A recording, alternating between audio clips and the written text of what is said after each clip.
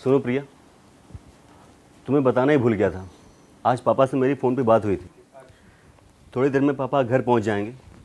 तुम प्लीज़ उनके लिए खाना बना देना, और हाँ, रूम भी सेट करवा देना, क्योंकि अब वो हमारे साथ परमानेंट रहने वाले हैं। ये तुम क्या कह रहे हो? पापा यहाँ क्यों आएंगे? मुझसे किसी का काम नहीं होता। वो यहाँ नहीं रह सकते। उन्हें आज के आज यहाँ से जाने को कह देना। प्रिया, मैंने कहा ना, अब वो यहीं रहेंगे। ठीक है, तो या तो वो रहेंगे या फिर मैं। प्रिया प्लीज़ समझो ना, आखिर इस उम्र में पापा कहाँ जाएंगे? हमें तो उनका सहारा है। मुझे कुछ नहीं पता। मैं ये घर छोड़ के जा रही हूँ। जब तुम उन्हें वापस भेज दोगे तो मैं आ जाऊंगी।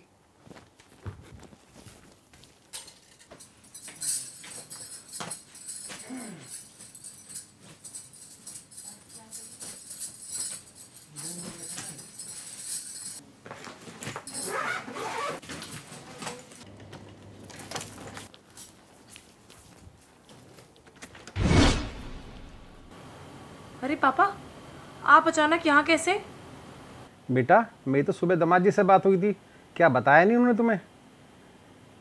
मुझे तुम्हारे भैया भाभी ने घर से निकाल दिया। तुम्हारी भाभी ने मना कर दिया खाना बनाने के लिए मेरा। उसने कहा या तो उस घर में वो रहेगी या मैं रहूँगा। अब इस बुढ़ापे में मैं कहाँ जाता।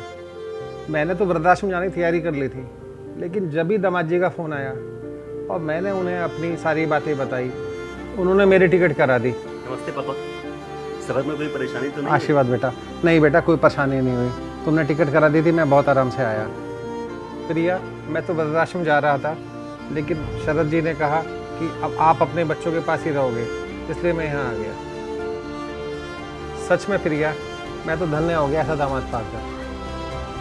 मेरे अपने बेटे ने मुझे घर से निकाल दिया, लेकिन मेरे दामाद ने मुझे सहारा दिया। प्रिया बेटा, आपको तो कोई परेशानी नहीं है मेरे यहाँ रहने से? कैसी बात कर रहे हैं पापा आप? मुझे भला क्या परेशानी होगी? आइए, मैं आपको आपका कमरा दिखा देती हूँ। आप फ्रेश हो जाइए, फिर मैं खाना लगा देती हूँ। चलिए।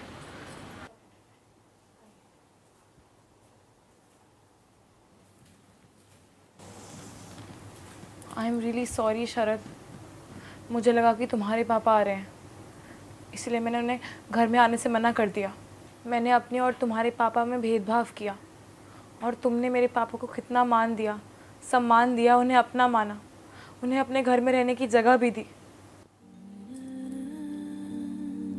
प्रिया, ये सिर्फ तुम्हारी सोच नहीं है। मोस्टली हर बहू ऐसा ही सोचती है कि ये मेरी नहीं, मेरे पति के माँ बाप हैं। पता नहीं ये बात लड़कियाँ क्यों भूल जाती हैं कि जैसे तुम्हारे माँ बाप ने तुम्हें पाला है, वैसे ही हमारे माँ बाप ने हमें पाल पोस कर बड़ा किया है। जब पेरेंट्स अपने बेटे की शादी करते हैं तो ये सोचते हैं कि उनकी बहू उनके सुख दुख में साथ देगी, उनका घर संभालेगी, रिश्तों की कदर करेगी। लेकिन तुम लोग माँ बाप को उसके बेटे से अलग कर देते हो। पर तुम भूल जाते हो कि तुम्हारे भी माँ बाप हैं, भाई भाभी हैं। अगर तुम्हारी भाभी तुम्हारे पेरेंट के साथ ऐसा करेगी तो तुम्हें कैसा लगेगा? इसलिए घर को जोड़ने का काम करना चाहिए, न कि तोड़ने का।